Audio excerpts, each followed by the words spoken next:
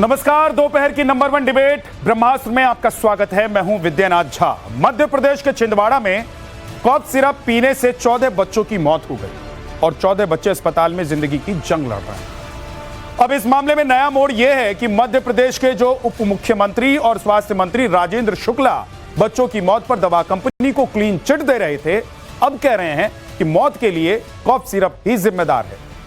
विपक्ष इस पर मंत्री साहब का इस्तीफा मांग रहा है। मांग ठीक भी है, क्योंकि बच्चों की मौत से लेकर जहरीली दवा के बाजार में बिकने की जिम्मेदारी उनकी बनती भी है, क्योंकि वो स्वास्थ्य मंत्री हैं प्रदेश के। लेकिन सबसे बड़ा सवाल तो यह है कि मध्य प्रदेश के छिंदवाड़ा की तरह देश में कहां-कहां नकली और जहरीली दवाएं बन और बिक रही हैं। क्या किसी को यह पता है? जवाब होगा शायद ना। तो फिर जो आदमी बीमारी में बाजार से दवा खरीद रहा है, वो किस भरोसे दवा खरीद रहा है और किस भरोसे उस दवा को खा रहा है? क्योंकि जिस दवा को आप अपनी जान बचाने के लिए बाजार से खरीदते और खाते हैं, वो आपके लिए जानलेवा भी हो सकते हैं। क्या बाजार में बिकने वाली दवाओं पर किसी का कंट्रोल नहीं होता है? क्या सरकार के स्वास्थ्य विभाग से लेकर ड्रग कंट्रोल अथॉरिटी तक सिर्फ खाना पूर्ति के लिए? क्या एक बार दवा का सैंपल पास हो जाने के बाद उस पर निगरानी नहीं होती है? क्या कोई भी कंपनी एक बार दवा का सैंपल पास करा लेने के बाद लोगों की जान से कभी भी खिलवाड़ कर सकती है क्या? और सरकार सिस्टम हाथ पर हाथ धरे बैठे रहेंगे? फिर ऐसी सिस्टम और अथॉरिटी का क्या फायदा? आज इसी मुद्दे पर डिबेट करेंगे। लेकिन सबसे पहले आपको एक रिपोर्ट दिखाता हूं, जिसमें देश भर के बाजार में बिकने वाली दवाओं पर सवाल खड़े करती है।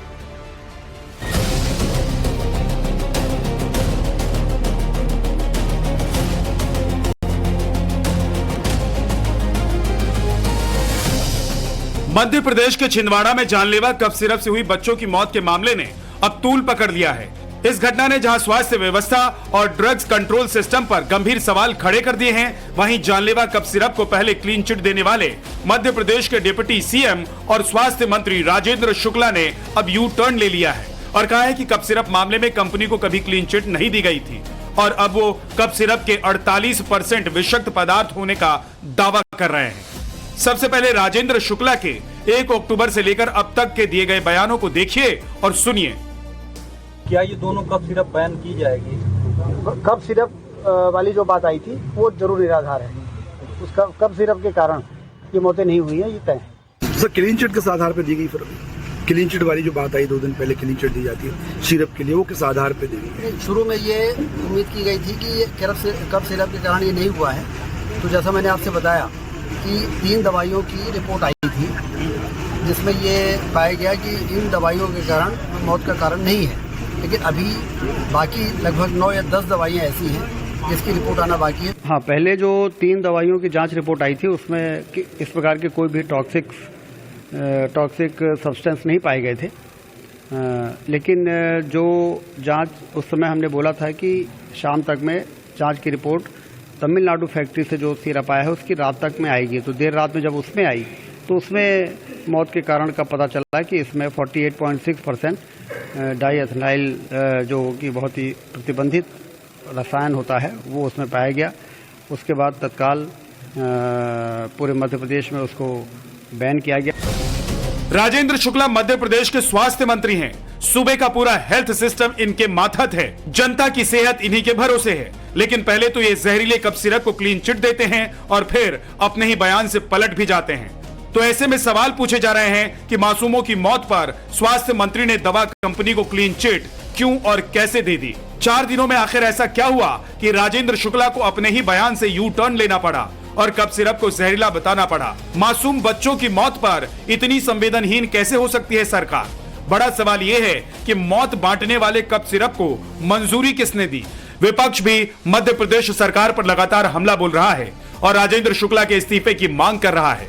मुझे लगता है ये बहुत गंभीर मामला है और जिस तरह से बच्चों की मौत हुई उसका जिम्मेदार कौन है, इस बात का पता लगाना चाहिए। 40-40 बार सैंपल फेल होता है और उसके बावजूद वो कंपनी दवाई सप्लाई कर रही है, ये कैसे स्वीकार किया जा सकता है? जो बयान आया था आदरणीय स्वास्थ्य मंत्री जी का, उसमें कहा गया कि वो तत्व इस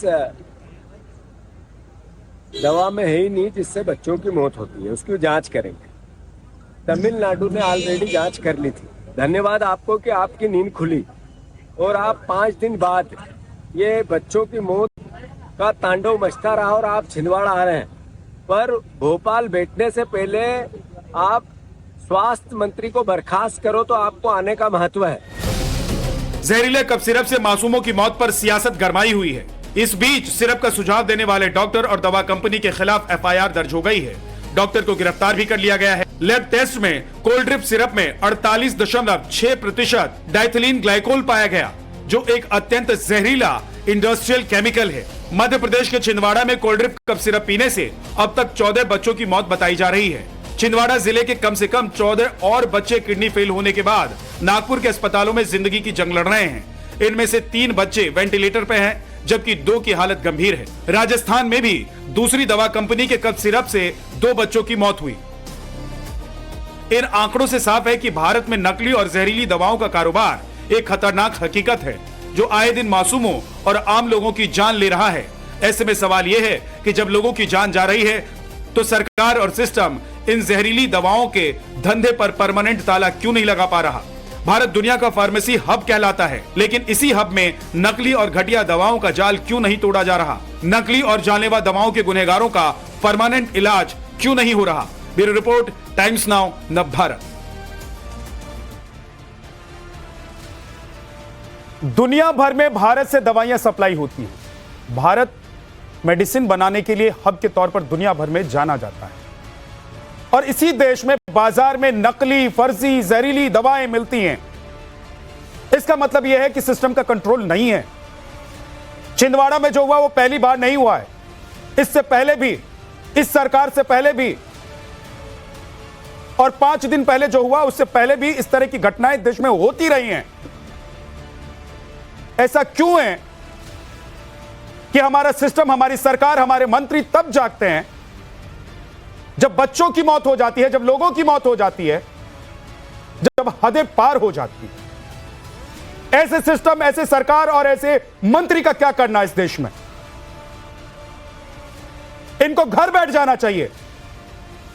अगर ये लोगों की जान बचाने वाली दवा से लोगों को मौत दे रहे हैं तो, और उस पर कंट्रोल नहीं कर पा रहे हैं तो, क्योंकि जिम्मेदारी बनती है। मुख्यमंत्री मोहन यादव को अपने मंत्रिमंडल से ऐसे मंत्री को बर्खास्त कर देना चाहिए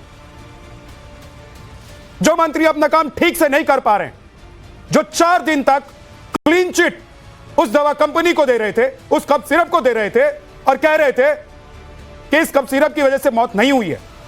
और आज जाकर वो यू टर्न लेते हैं, कहते हैं कि इस कफ सिरप में जो पदार्थ था उसकी वजह से मौत का पता चला है। विपक्ष अपना काम करे, विपक्ष का काम है सरकार को घेरना, लेकिन मेरा काम है इस देश के लिए लड़ना, सवाल उठाना, सवाल पूछना। और आज ब्रह्मास्त्र में मैं वही करने वाला हूं। आज ब्रह्मास्त्र में हम आपको यह भी बताएंगे कि क्या खुल्लम खुल्ला बाजार में नकली दवाओं का कारोबार चल रहा है और इस पर कोई कंट्रोल नहीं होता है, और क्या यह कंट्रोल हो ही नहीं सकता है, या यह कंट्रोल हो सकता है, इसके लिए सिस्टम है, अथॉरिटी है, उसके बावजूद यह दवाइयां बिकती हैं। और आंख बंद करके सिस्टम सोया रहता है, जिसके लिए हर जिले में, हर क्षेत्र में इंस्पेक्टर घूम रहे होते हैं। वो इंस्पेक्टर क्या करते हैं? ये ड्रग्स कंट्रोल करने वाले जो इंस्पेक्टर जिन्हें रखा गया है, जिन्हें मोटी मोटी सैलरी दी जाती है, ये लोग क्या करते हैं? क्या इनको इस बात से फर्क नहीं पड़ता है कि नकली दवाएं आएंगी, जहरीली दवाएं आएंगी तो उससे आपकी और मेरी जान जा सकती है? सवाल यह भी है कि आज जिन लोगों की, जिन बच्चों की मौत हुई है छिंदवाड़ा में, ऐसा देश के किसी भी हिस्से में क्या हो सकता है? इसी पर बात करेंगे। डॉक्टर एमसी मिश्रा हमारे साथ हैं, फॉर्मर डायरेक्टर एम्स के।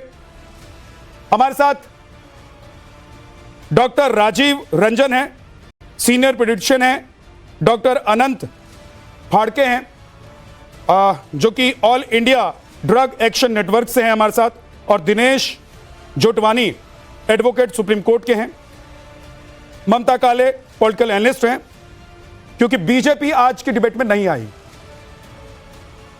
क्योंकि बीजेपी को लग रहा है कि आज की डिबेट में शायद बीजेपी जवाब क्या देगी, क्योंकि मध्य प्रदेश में बीजेपी की सरकार है।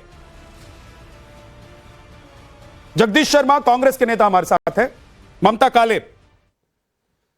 भाई डिबेट में बीजेपी के प्रवक्ता नहीं आएंगे, इससे जिम्मेदारी कम तो होनी जाएगी। और ये मंत्री साहब राजेंद्र शुक्ला जो 4 दिन से घूम घूम कर कह रहे थे कि नहीं मौत की वजह वो कफ सिरप नहीं है, आज उनको कहना पड़ा कि उसी कफ सिरप की वजह से मौत हुई है। तो जब वो मान ही ले रहे हैं कि कफ सिरप की वजह से मौत हुई है, तो ये भी मान लें कि उनकी लापरवाही, उनके विभाग की लापरवाही और ड्रग्स कंट्रोल ऑफ अथॉरिटी जो मध्य प्रदेश की है उसकी लापरवाही की वजह से ये सब हुआ है। तो या तो इस सिस्टम को बंद कर दें, ताला लगा दें इस सिस्टम पर, या फिर ऐसे लोगों पर कार्रवाई होनी चाहिए जिनकी वजह से मौत हुई है और जिन लोगों की वजह से देश भर में कहीं भी जो लोग दवा खरीदने जा रहे हैं उनको पता ही नहीं है कि वो फर्जी जहरीली कौन सी दवा लेके आ रहे हैं। जी विद्यानाथ जी बहुत बहुत धन्यवाद। सबसे पहले मैं भी बहुत आहत हूं, मैं एक मां हूं और जिस प्रकार से ये 11 बच्चों की मौत हुई है एक कफ सिरप के कारण, कुछ आईसीयू में है, जिंदगी से जूझ रहे हैं, ये बहुत ही दुखदाई साइट है और ये छिंदवाड़ा में क्या भारतवर्ष के किसी भी कोने में नहीं होना चाहिए और रिस्पॉन्सिबिलिटी 100% लेकिन इसकी क्या गारंटी है ममता, इसकी क्या गारंटी है कि किसी कोने में नहीं होगा? आज छिंदवाड़ा, कल पटना, परसों देहरादून, बेंगलुरु, कहीं भी हो सकता है ना। अगर एक बार ड्रग सैंपल पास होने के बाद दवा कंपनियां यह समझती हैं कि इसके बाद खुली छूट है उनके पास और वो कुछ भी कर सकती हैं, उस पर कोई कंट्रोल नहीं है, जबकि उसके लिए अथॉरिटी है हमारे देश में, तो ये चेक पॉइंट कहां चला जाता है? ये लोग क्या कर रहे हैं जिनको मोटी मोटी सैलरी दी जाती है कि भाई इनका काम ही है कि ये जाएं देखें कि दवा कंपनी कोई गड़बड़ी तो नहीं कर रही है, मार्केट में जो दवाइयां बिक रही हैं उन दवाओं में कुछ गड़बड़ी तो नहीं हो रही है। नहीं, एब्सोल्युटली करेक्ट विद्यानाथ जी। और आपका दुख और ये जो उत्तेजना है, नाराजगी है, वो मैं बहुत अच्छी तरीके से समझ सकती हूँ और ऑब्वियसली मीडिया को ये विषय उठाना भी चाहिए और रिस्पॉन्सिबिलिटी फिक्स होनी चाहिए, हेड्स भी रोल होने चाहिए। मुझे भी इस बात से बहुत दुख है कि ये तमिलनाडु के कांचीपुरम में जो फैक्ट्री है दवाइयों की, वो इस प्रकार की दवा बना रही थी जो किसी जहर से कम नहीं है, तो वहां पर एफआईआर हो गई है, उसके सारे प्रोडक्ट्स बैन हो गए, वो एक चीज है, लेकिन स्ट्रिक्ट एक्शन 100% लेना चाहिए, इसमें कोई डाउट्स नहीं है। पर हाँ, ये मैं जरूर यहां पर बोलूंगी कि केंद्र सरकार ने हाई लेवल बैठक करी है और जो सैंपल्स हैं वो विभिन्न प्रदेशों से, जिसमें उत्तराखंड भी है, हिमाचल भी है, तमिलनाडु है, वहां से लिए गए हैं। अब सैंपल्स चेक हो रहे हैं और जो भी नेसेसरी एक्शन होगा वो लिया जाएगा। एक रिक्वेस्ट मैं और करना चाहती हूं, यहां पर हमारे सभी सम्मानित बहुत सारे डॉक्टर्स हैं पैनल में। हम लोग जब हॉस्पिटल्स में जाते हैं हम देखते हैं कि जो ये एमआरस होते हैं, मेडिकल रिप्रेजेंटेटिव्स, वो अपनी दवाएं ले करके जो हॉस्पिटल्स होते हैं वहां खड़े रहते हैं, क्योंकि उनको वो अप्रूव कराने होते हैं, वो पास कराने होते हैं सैंपल, और उसके बाद वो सरकारी और प्राइवेट जो हॉस्पिटल्स हैं वहां पहुंच जाती हैं दवाएं। तो मुझे लगता है कि ये भी जो एक नेक्सस है वो बंद होना चाहिए। जो लोग भी हैंड इन ग्लव्स हैं उन सब पर एक्शन होना चाहिए। बहुत दुखदाई खबर, एमआर की क्या गलती है ममता काले? वो बेचारे नौकरी कर रहे होते हैं किसी कंपनी के लिए और वो कंपनी जो प्रोडक्ट उनको थमा देती है उसको जाकर वो डॉक्टर के पास, हॉस्पिटल में जाकर, क्लिनिक पर जाकर बेचते। उनका क्या लेना देना है? उनको क्या दिक्कत? भाई वो तो कमा रहे हैं, वो तो एक कर्मचारी की तरह किसी कंपनी में काम कर रहे हैं। वही मैं बोल रही हूं विद्यानाथ जी कि उनके माध्यम से जो कंपनियां कुछ भी दवाएं बना करके एक उनके माध्यम से नहीं ममता काले जी, ममता काले जी उनके माध्यम से नहीं, इसमें गलती है उस विभाग की जिसकी जिम्मेदारी बनती है, यानी कि स्वास्थ्य विभाग, यानी कि स्वास्थ्य मंत्री, ड्रग्स कंट्रोल करने वाली जो अथॉरिटी है उसकी गलती बनती है। वो एमआर की गलती बिल्कुल नहीं है जो जाकर दवा बेच दे रहा है। उसको पता ही नहीं है कि उस दवा में क्या क्या है। उसके पास एक दवाई आती है और वो जाकर मार्केट में बेच देता है जो उसको बताया जाता है कि उस दवा में क्या है और वो दवा किस लिए है।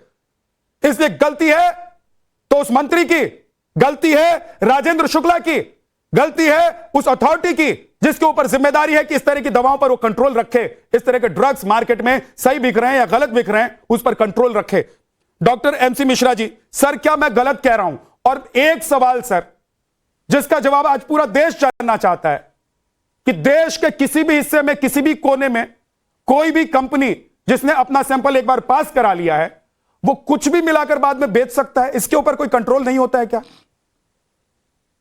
नहीं विद्यानाथ, आपका रोष बिल्कुल अपनी जगह पे है और ये होना भी चाहिए। हम सभी बहुत इसमें दुखी हैं कि अब भारत में जहां हम कह रहे हैं कि हम फार्मा कैपिटल हैं दुनिया की और हम विकसित देश बनने जा रहे हैं, और अगर ये 2025 में इस तरह के कफ सिरप बिकेंगे, पहले तो 6 साल से कम के बच्चे को कफ सिरप देना ही नहीं चाहिए। एक तो वो प्रश्न है। 4 साल के से नीचे के तो बिल्कुल भी नहीं दे सकते। 4 से 6 के बीच में डॉक्टर साहब डॉक्टर राजीव रंजन बैठे हैं, वो बताएंगे। अमेरिकन एसोसिएशन ऑफ पीडियाट्रिशियंस का जो रिकमेंडेशन है उसमें 4 वर्ष और उससे नीचे किसी को कफ सिरप नहीं बच्चे को दिया जाना चाहिए। 1 साल की उम्र के ऊपर थोड़ा शहद दे सकते हैं, सलाइन दे सकते हैं, नेबुलाइजेशन कर सकते हैं और स्टीम इनहेलेशन कर सकते हैं बच्चे की खांसी ठीक करने के लिए। और अगर इन्फेक्शन है तो एंटीबायोटिक मिलना चाहिए बच्चे को। तो ये जो डॉक्टर्स भी इसमें कहीं ना कहीं जिन्होंने प्रिस्क्राइब किया है ये कफ सिरप, वो भी कटघरे में तो आते हैं वो। लेकिन वही बात जो आप कह रहे थे कि न तो ये मेडिकल रेप को पता है कि इसमें 48% डाइथाइलिन ग्लाइकॉल है, न डॉक्टर जो प्रिस्क्राइब कर रहा है उसको पता है। ये तो जो सोर्स से निकला है, जहां से बना है, वहां पे जो आपने प्रश्न किया, क्या एक बार लाइसेंस मिलने के बाद कोई इसका परीक्षण नहीं होना चाहिए? ये तो बड़ी साधारण सी बात है कि हर बैच का परीक्षण होना चाहिए। जब भी दवाई निकल रही है बन के फैक्ट्री से, स्वयं जिसकी है उसको कराना चाहिए। और फिर ये जो ड्रग इंस्पेक्टर्स हैं, डीसी जो स्टेट ड्रग कंट्रोलर के अंतर्गत, इसमें बहुत घूसखोरी होती है। इसमें ये पैसे ले लेके क्लियरेंस देते रहते हैं और जो इनका काम है वो नहीं करते हैं ड्रग इंस्पेक्टर्स। ये आज की बात नहीं है, ये हमेशा से ड्रग इंस्पेक्टर्स में जितना करप्शन है आप अंदाज नहीं लगा सकते। डॉक्टर साहब, मुझे नहीं पता, आप तो एम्स के डायरेक्टर रह चुके हैं और पूरे देश भर में जो पूरा एक नेटवर्क चलता है मेडिकल का, उसको आप बहुत अच्छे से समझते हैं। क्या भ्रष्टाचार की भेंट चढ़ती है ऐसी चीजें? क्या आप ये जो बातें आज आप कह रहे हैं खुलकर, ये सवाल कोई इसलिए नहीं उठा पाता? मैं तो कह रहा हूं 4 दिन तक मंत्री साहब इसलिए नहीं एक्सेप्ट कर पाए होंगे कि दवा की वजह से मौत हुई है, क्योंकि उनको पता है कि ये नेटवर्क ऐसा है जिसमें अगर हाथ डालेंगे तो हाथ जल जाएगा। बिल्कुल बिल्कुल, इसमें कोई दो राय नहीं है कि अगर ये इस पर नियंत्रण करना चाहे तो सरकार तो बिल्कुल कर सकती है नियंत्रण। ऐसा नहीं है कि ये खुले छोड़ दिया, इनको जो मर्जी है ये करेंगे और सब स्टैंडर्ड दवाई मार्केट में आएगी। आज हमारे देश में एक स्टडी हुई थी कुछ समय पहले WHO की, 60% दवाइयां स्पूरियस निकली, 60%, 60%। क्या हम इसका अंदाज लगा सकते हैं कि हम कहाँ क्या कर रहे हैं? और ये जितने भी लोकल मैन्युफैक्चरिंग यूनिट्स होती हैं जिनमें कोई गुड मैन्युफैक्चरिंग प्रैक्टिस का समावेश नहीं होता है, उसको चेक करने का काम भी ड्रग इंस्पेक्टर, ड्रग कंट्रोलर का है कि क्या वो गुड मैन्युफैक्चरिंग प्रैक्टिस को उपयोग में ला रहे हैं कि नहीं ला रहे हैं। और नहीं तो बिना उसके अगर देंगे तो यही होता है कि कोई कॉस्ट कम करने के लिए ये इसमें जहर मिला दिया। डाइथाइलिन ग्लाइकोल बिल्कुल खुले मायनों में ये जहर है। ठीक है सर, ये तो हमारे सामने एक एग्जाम्पल है जो छिंदवाड़ा है, और इससे पहले जो घटनाएं हुई हैं। मैं ये कह रहा हूं कि कल अगर हमारे देश का कोई भी व्यक्ति कश्मीर से लेकर कन्याकुमारी तक और पूर्व से लेकर पश्चिम तक अगर बाजार में बीमार होने पर जाता है दवा खरीदने के लिए, तो उसको यह पता ही नहीं है कि वो बीमारी ठीक करने की दवा ला रहा है या उस दवा की वजह से कोई और नई बीमारी हो जाएगी या फिर मौत भी हो सकती है। यह सबसे बड़ा सवाल है, किस विश्वास पर जाकर लोग बाजार से दवा खरीद कर लाएं और खा लें। उनको नहीं पता कि जिस दुकान से वो दवा खरीद कर ला रहे हैं उसमें मिलने वाली जो दवा है वो 100% वही दवा है जो पास है। उनको ये नहीं पता कि इस दवा में कुछ और मिला दिया गया है। ये संदेह हम सबको रहता है। ठीक है सर, मैं आपके पास आऊंगा, लेकिन डॉक्टर अनंत जी हमारे साथ हैं। डॉक्टर अनंत फड़के, क्योंकि all India drugs action network से आप जुड़े हुए हैं, मैं आपसे समझना चाहता हूं कि यह क्या प्रक्रिया है। देखिए, एक तो सिंपल प्रक्रिया जो सबको पता है कि भाई एक बार रिसर्च के बाद आप लेटर लिखते हैं, लेटर लिखने के बाद आपकी जो मेडिसिन है, आपका जो ड्रग्स है वो पास हो जाता है, फिर मार्केट में आता है, मार्केट में आने के बाद उस पर नजर रखी जाती है ड्रग्स कंट्रोलर अथॉरिटी के द्वारा। लेकिन ऐसे कैसे हो जाता है कि बाजार में नकली, फर्जी और जहरीली दवाएं आ जाती हैं और ना सिस्टम को पता होता है ना सरकार को पता होता है? सर हाँ, बराबर है। ये समझना चाहिए कि ऐसी जो कफ सिरप होती है उसमें प्रोपिलीन ग्लाइकॉल नाम का एक सॉल्वेंट रहता है और इसके बजाय, प्रोपिलीन ग्लाइकॉल के बजाय डाएथिल ग्लाइकॉल उसमें आया था, क्योंकि जो कुछ ऐसी फर्जी कंपनी है वो सब स्टैंडर्ड माल खरीदती है और ये सब स्टैंडर्ड माल में ये जो डाएथिल ग्लाइकॉल है ये इम्प्यूरिटी जैसे घुस जाता है। और इसलिए ये बच्चे लोगों की मौत हुई। एक बात तो क्लियर है सर कि गड़बड़ी हुई है। यस अनंत फड़के जी, एक बात तो क्लियर है कि गड़बड़ी हुई है। अब आप चाहे वो केमिकल्स कौन से हैं, कहां हैं, लोगों को इससे ज्यादा मतलब नहीं है, उनको पता भी नहीं है सर। हर व्यक्ति हमारे देश में उसको समझने वाला नहीं है। लोगों को एक चीज पता चली है कि फर्जीवाड़ा हो रहा है। मैं कह रहा हूं इस फर्जीवाड़े को रोकने का कोई तरीका नहीं है क्या? जरूर है, लेकिन डॉक्टर को अरेस्ट करने से कुछ फायदा नहीं होगा, क्योंकि डॉक्टर्स को पता नहीं होता है कि जब तुम दवा लिख देते उसमें वो फर्जी दवा है या पक्का दवा है।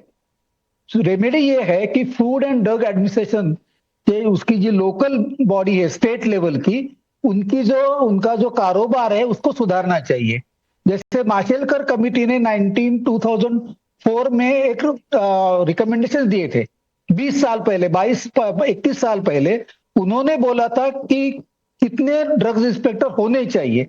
हमारे देश में उससे 1/3 ड्रग इंस्पेक्टर है। वो स्टेट एफडीए का बजट बहुत कम है। जो कुछ ड्रग इंस्पेक्टर है बहुत सारे उसमें से खराब काम करते हैं, काम नहीं करते, करप्ट भी है। तो नंबर 1 सॉल्यूशन ये है कि एफडीए, स्टेट एफडीए को स्ट्रेंथन करना चाहिए, क्योंकि उनकी जब जिम्मेवारी है कि सब स्टैंडर्ड ड्रग बन रहा है नहीं बन रहा है, इस पे कंट्रोल रखना चाहिए।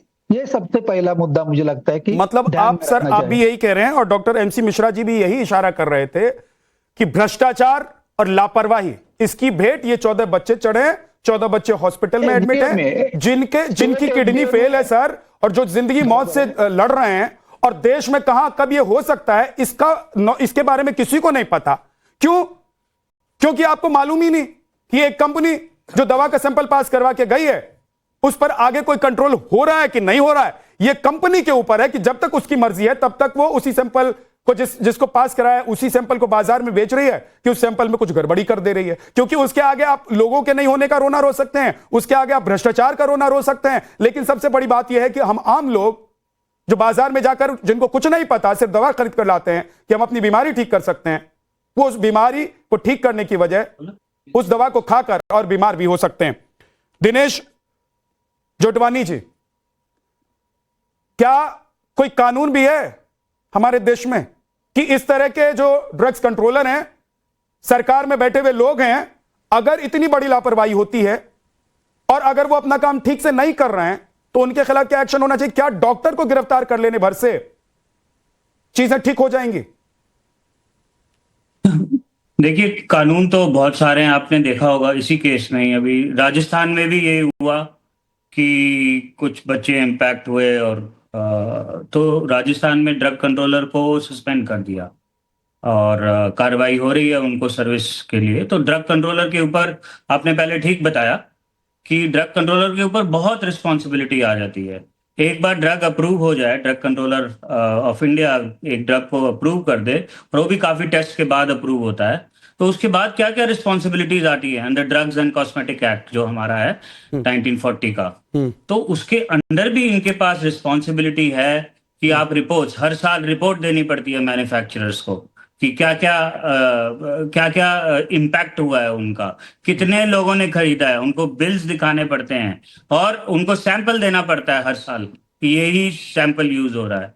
पर ये जो कंप्लायंसेस हैं ये बहुत अगर गवर्नमेंट मींस ड्रग कंट्रोलर अगर इन कंप्लायंसेस को ओवरलुक कर देता है, और जो कि लग रहा है राजस्थान में अभी सस्पेंड किया गया है, तो उसका क्या रिजल्ट होता है? उस अल्टीमेटली रिस्पॉन्सिबिलिटी तो ड्रग कंट्रोलर की आती है। हाँ, as far as laws are concern, laws fortunately अभी जो भारतीय न्याय संहिता पास हुआ था उसमें बहुत स्ट्रॉन्ग प्रोविजंस आ गए हैं।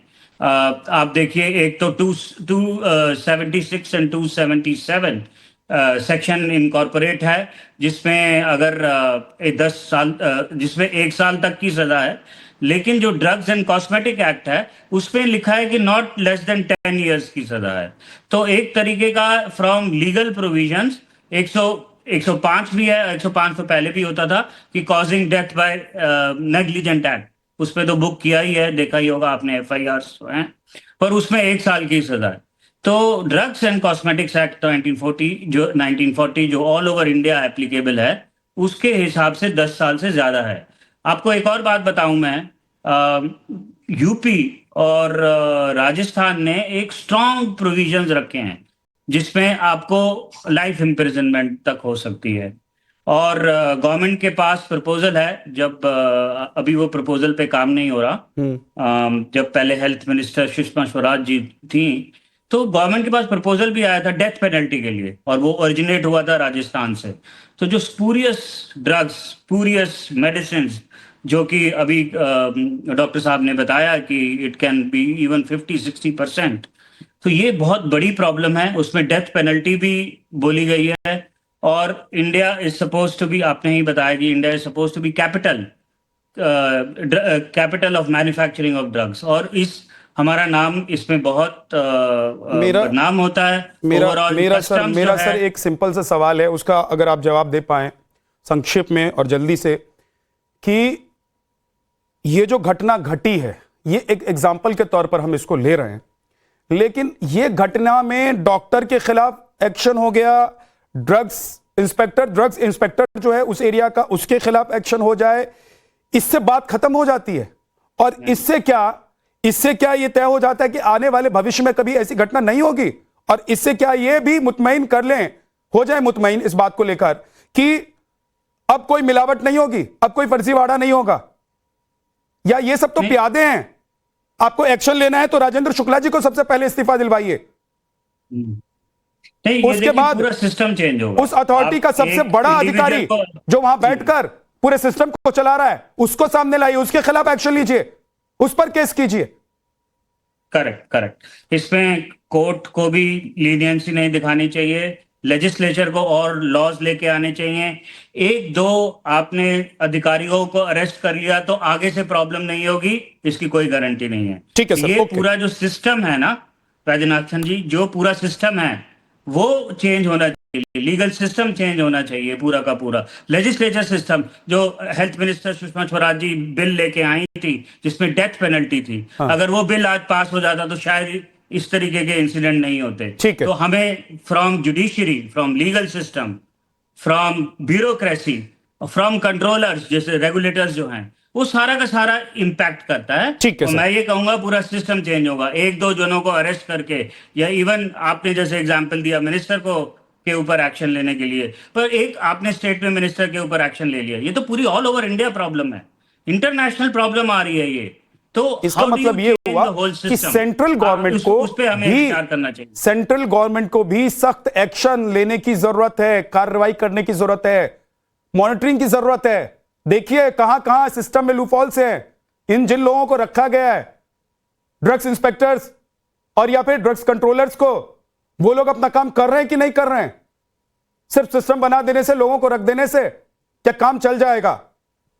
डॉक्टर राजीव रंजन जी, क्या इसमें सर उतनी गलती डॉक्टर की भी है जितनी ड्रग्स इंस्पेक्टर की है, या उस अथॉरिटी की है जिसने नेग्लिजेंस किया, जिसने इग्नोर किया कि कौन सी दवा कहां से आ रही है, कैसे आ रही है, उसको कोई लेना देना नहीं। एक बार बाजार में दवा आ गई, अब उसको खुली छूट है, डॉक्टर उसको प्रिस्क्राइब कर सकते हैं और बाजार में बेचने वाले लोग उसको बेच सकते हैं। जैसा कि डॉक्टर अनंत ने बताया कि ये बनाने की प्रक्रिया में कौन सा केमिकल उन्होंने यूज किया है, ये डॉक्टर को जानकारी नहीं होती।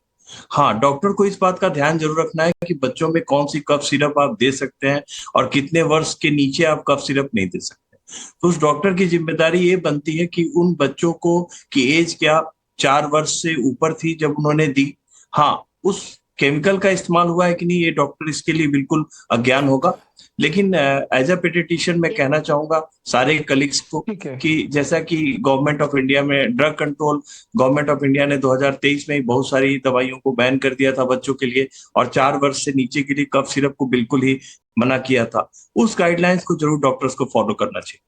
ठीक है सर, ओके। एक बार मैं कहूंगा अपने प्रोड्यूसर से कि जरा वो बयान सुनवाइए, दिखाइए, जिसमें मध्य प्रदेश के स्वास्थ्य मंत्री राजेंद्र शुक्ला 4 दिन तक ये कहते रहे कि इसमें कफ सिरप की गलती नहीं, कफ सिरप से दिक्कत नहीं हुई है, उस दवा कंपनी की गलती नहीं है, उसको क्लीन चिट देते रहे, और उसके बाद उन्हें आना पड़ा, कहना पड़ा कि नहीं इसी कफ सिरप की वजह से मौत हुई है बच्चों की। क्यों उनको ऐसा करना पड़ा? और ऐसा जब वो कह रहे हैं उसके बाद वहां की सरकार उन पर क्या एक्शन ले रही है? पार्टी क्या एक्शन उन पर ले रही है और जो अथॉरिटी है उस पर सरकार का एक्शन क्या है, जरा बयान सुनवा दीजिए। क्या ये दोनों कफ सिरप बैन की जाएगी? कप सिरप वाली जो बात आई थी वो जरूर निराधार है। उस कप सिरप के कारण ये मौतें नहीं हुई है, ये तय है। सर क्लीन चिट किस आधार पर दी गई? फिर क्लीन चिट वाली जो बात आई 2 दिन पहले क्लीन चिट दी जाती है सिरप के लिए, वो किस आधार पर दी गई? शुरू में ये उम्मीद की गई थी कि कप सिरप के कारण ये नहीं हुआ है। तो जैसा मैंने आपसे बताया कि 3 दवाइयों की रिपोर्ट आई थी जिसमें ये पाया गया कि इन दवाइयों के कारण मौत का कारण नहीं है। लेकिन अभी बाकी लगभग 9 या 10 दवाइयाँ ऐसी हैं जिसकी रिपोर्ट आना बाकी है। हाँ, पहले जो 3 दवाइयों की जांच रिपोर्ट आई थी उसमें इस प्रकार के कोई भी टॉक्सिक सब्सटेंस नहीं पाए गए थे। लेकिन जो जांच उस समय हमने बोला था कि शाम तक में जांच की रिपोर्ट तमिलनाडु फैक्ट्री से जो सिरप आया है उसकी रात तक में आएगी। तो देर रात में जब उसमें आई तो उसमें मौत के कारण का पता चला कि इसमें 48.6% डाईएथेनाइल जो कि बहुत ही प्रतिबंधित रसायन होता है वो उसमें पाया गया। उसके बाद तत्काल पूरे मध्य प्रदेश में उसको बैन किया गया। मंत्री जी की 4 दिन के बाद नींद खुली है, कम से कम खुली तो है। जगदीश शर्मा जी, भाई आप मंत्री जी से इस्तीफा ले लीजिए, उस ड्रग इंस्पेक्टर को आप सस्पेंड करा दीजिए, इससे ये सब तो रुकेगा नहीं। फिर आपकी पार्टी जो मध्य प्रदेश में विपक्ष में है, जो इंडी गठबंधन केंद्र में विपक्ष में है, क्या ये दोनों इस्तीफा लेने के बाद चुपचाप शांत बैठ जाएंगे?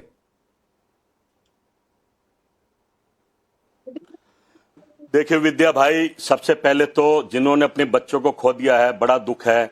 मैं भगवान से प्रार्थना करता हूं ये दुख बर्दाश्त करने की उनको हिम्मत और ताकत दे।